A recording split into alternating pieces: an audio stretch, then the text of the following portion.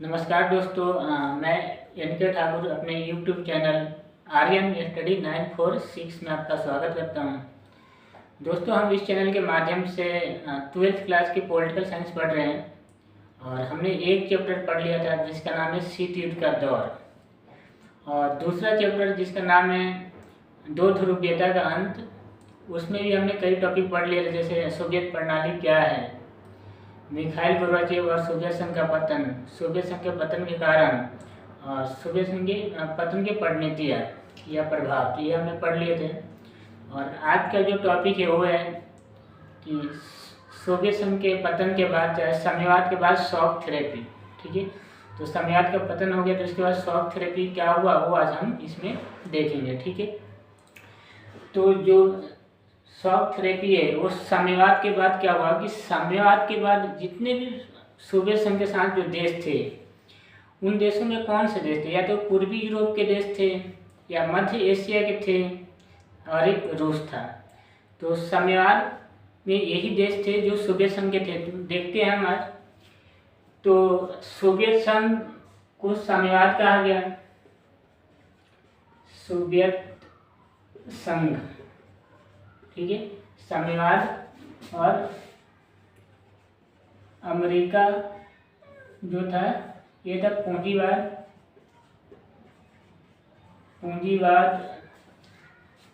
और सोवियत संघ साम्यवाद। ठीक है, तो अमेरिका पूंजीवाद और सोवियत संघ साम्यवाद। तो जो सोवियत संघ में देश थे वो लगभग जो 15 देश थे, इसमें 15 देश। ठीक है, तो इन 15 देशों में से कुछ पूर्वी यूरोप के थे, पूर्वी यूरोप, कुछ थे आपके मध्य एशिया के, मध्य एशिया, और एक था रूस। ठीक है, तो मध्य एशिया, पूर्वी यूरोप और रूस इसमें थे साम्यवाद के साथ, सोवियत संघ के साथ। तो ये सोवियत संघ का जब पतन हो गया तब इन देशों को क्या हुआ, इन्होंने कौन सा रास्ता अपनाया, हमें यही देखना है इसमें कि इसके पतन के बाद इन्होंने क्या किया। तो अब क्या था कि सोवियत संघ का पतन हो चुका है और सोवियत संघ के पतन के बाद इन देशों के सामने अब कौन सा रास्ता है देखेंगे। तो सोवियत संघ के पतन हुआ, जैसे साम्यवाद का पतन हुआ या सोवियत संघ का पतन हुआ, तो सोवियत संघ के जो पूर्वी यूरोप के जो देश थे, तो साम्यवादी सत्तावादी व्यवस्था, इनको साम्यवादी देश भी कहा जाता था। तो साम्यवादी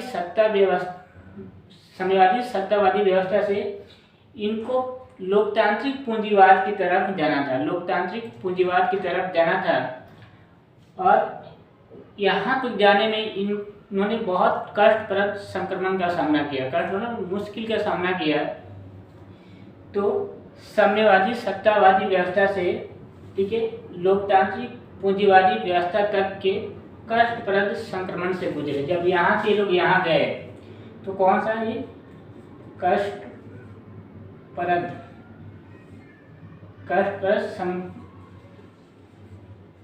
संक्रमण से होकर गुजरे, तो कष्टप्रद संक्रमण से होकर गुजरे कहाँ तक, पूंजीवाद तक। ठीक है, और मध्य एशिया के कुछ देश, पूर्वी यूरोप के देश और रूस ने पूंजीवाद की ओर संक्रमण का एक खास मॉडल अपनाया। ठीक है, और इस मॉडल को विश्व बैंक और अंतर्राष्ट्रीय मुद्रा कोष के द्वारा दिया गया था और इसी को शॉक थेरेपी कहा गया। ठीक है, जो मॉडल यूरोपीय बैंक को विश्व बैंक और अंतर्राष्ट्रीय मुद्रा कोष के द्वारा दिया गया था, जो मॉडल इनको अपनाने के लिए पूंजीवाद, उसी को शॉक थेरेपी कहा गया। तो इसको हम क्या कह सकते हैं, साम्यवाद से लोग पूंजीवाद की ओर गए और इसको जाने के लिए, ये पूंजीवाद अपनाने के लिए विश्व बैंक और अंतर्राष्ट्रीय मुद्रा कोष के द्वारा एक मॉडल दिया गया था, उसी मॉडल को शॉक थेरेपी कहा जाता है। और शॉक थेरेपी का जो सही मतलब, आसान शब्दों में जो मतलब वो है आघात पहुंचाकर उपचार करना। पहले मतलब चोट पहुंचाकर फिर उस पर इलाज करना या मरहम लगाना। तो इसका सही अर्थ शॉर्ट में कह सकते हैं कि आघात पहुंचाकर उपचार करना। लेकिन अगर लिखना हो बड़े शब्दों में तो यही लिखना है कि साम्यवादी सत्तावादी व्यवस्था से लोकतांत्रिक पूंजीवादी व्यवस्था तक के कष्टप्रद संक्रमण से होकर गुजरे मध्य एशिया के देश, पूर्वी यूरोप और रूस ने पूंजीवाद की ओर संक्रमण के लिए एक खास मॉडल अपनाया और अंतर्राष्ट्रीय मुद्रा कोष और विश्व बैंक द्वारा संक्रमित इस मॉडल को शॉक थेरेपी कहा जाता है। ठीक है, तो जब इन देशों ने शॉक थेरेपी अपनाया तो सभी देशों की गति एक जैसी नहीं रही, अपनाने की एक जैसी गति नहीं रही, लेकिन इनका दिशा और चरित्र एक जैसे था।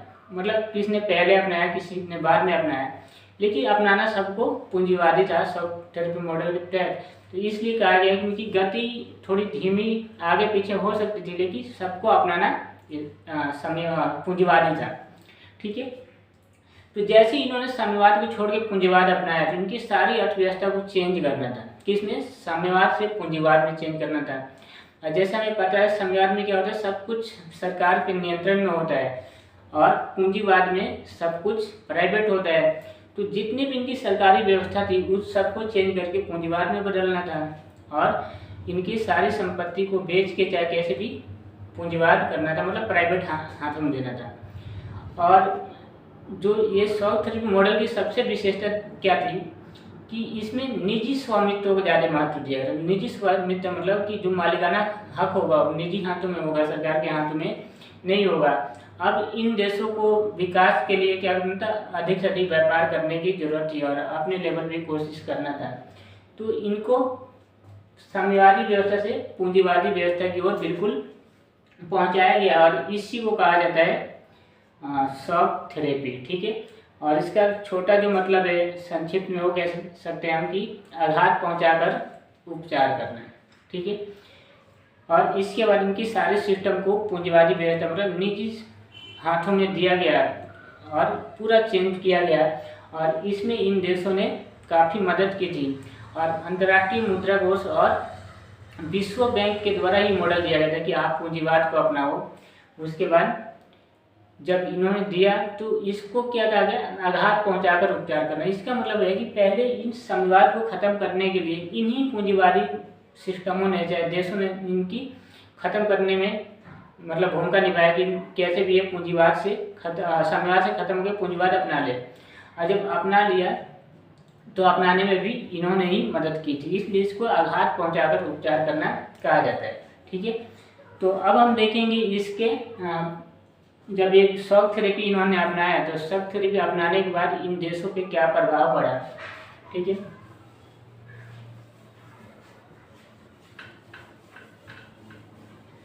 ठीक है, तो शॉक थेरेपी आखिर इन देशों ने अपनाया तो इन देशों पे शॉक थेरेपी का क्या प्रभाव पड़ा।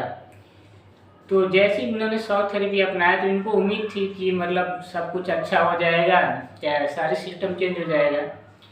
लेकिन शॉक थेरेपी जो 1990 के आसपास अपनाया गया 90 के दशक में, तो शॉक थेरेपी ने जनता को उस आनंद लोक तक नहीं पहुंचाया जिसका कि इसने वादा किया था। तो इसने जनता को उस आनंद लोक मतलब उस खुशी तक वो चीज़ें नहीं दे पाया जिसको इसने वादा किया था और इस क्षेत्र की सारी अर्थव्यवस्था तहस नहस हो गई। लोग बर्बादी का मार झेलने लगे, लोगों को बहुत सारी समस्या आने लगी। रूस के 90% जो संपत्ति थी उसको प्राइवेट हाथों में बेचा गया। जितने भी उसके उद्योग थे, सारी चीज़ें थी, उनको प्राइवेट हाथों में बेचा गया, वो भी औने पौने दामों में। 10 लाख की संख्या मतलब जो सामान है 1 लाख में बेचा गया। तो इसको इतिहास का सबसे बड़ा गैराज सेल कहा जाता है, सबसे बड़ा गैराज सेल कहा जाता है इस सेल को।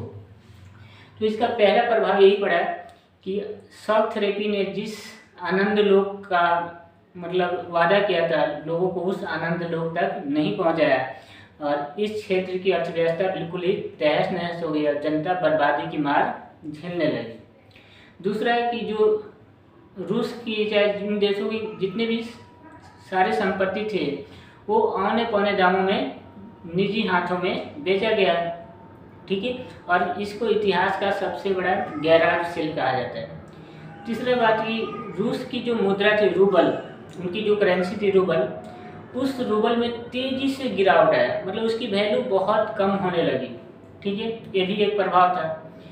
और यहाँ पे कहते हैं सामूहिक जो खेती की प्रणाली थी, जो खेती सब एक साथ मिलकर करते थे, सामूहिक खेती की प्रणाली थी, वो सामूहिक खेती की प्रणाली अब खत्म हो गई क्योंकि खेत सब प्राइवेट हो गए थे। तो सामूहिक खेती की प्रणाली समाप्त हो गई और अब खाद्यान्नों की, अनाजों की कमी होने लगी। तो रूस सहित कई देशों ने अनाज आयात करने शुरू कर दिए क्योंकि अब इनके यहाँ अब प्राइवेट हो गया है।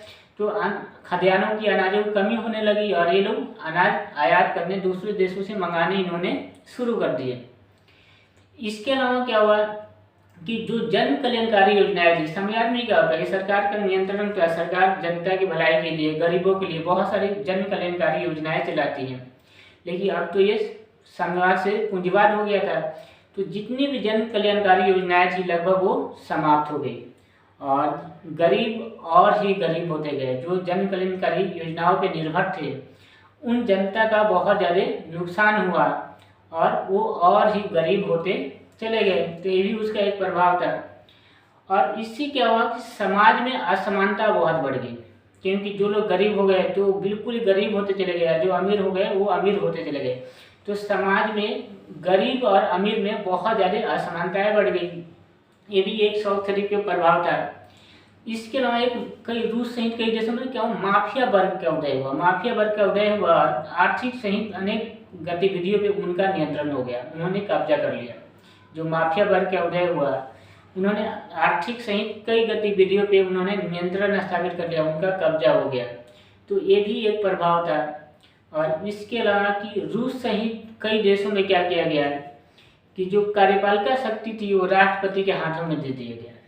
ठीक है, रूस सहित कई देशों में जो कार्यपालिका शक्ति थी वो राष्ट्रपति के हाथ में दे दिए गए और जो पार्लियामेंट था उसको कमजोर किया गया।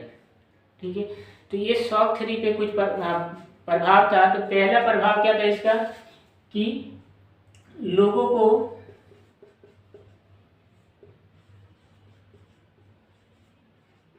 आनंद लोग तक नहीं पहुंचाया। ठीक है, आनंद लोग तक नहीं पहुंचाया। दूसरा कि इस क्षेत्र की अर्थव्यवस्था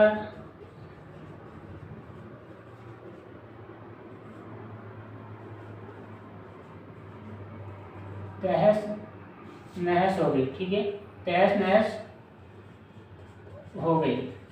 ठीक है, ये भी एक है कि इस क्षेत्र की अर्थव्यवस्था तहस नहस हो गई। रूबल में तेजी से गिरावट आया।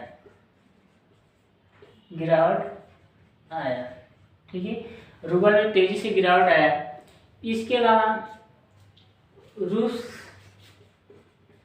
रूस के 90% जो संपत्ति थी निजी हाथों से बेचा गया, निजी हाथों में बेचा गया। ठीक है, और भी औने पौने दामों में बेचा गया। इसके अलावा जो सामूहिक खेती की प्रणाली थी, सामूहिक खेती की प्रणाली समाप्त हो गई। ठीक है, सामूहिक खेती की प्रणाली समाप्त हो गई। ठीक है, समाप्त हो गई, सामूहिक खेती की प्रणाली समाप्त हो गई। इसके अलावा जो जन कल्याणकारी योजनाएं थी, जन कल्याणकारी योजनाएं समाप्त हो गई। ठीक है, जन कल्याणकारी योजनाएं समाप्त हो गई और समाज में असमानताएं बढ़ी,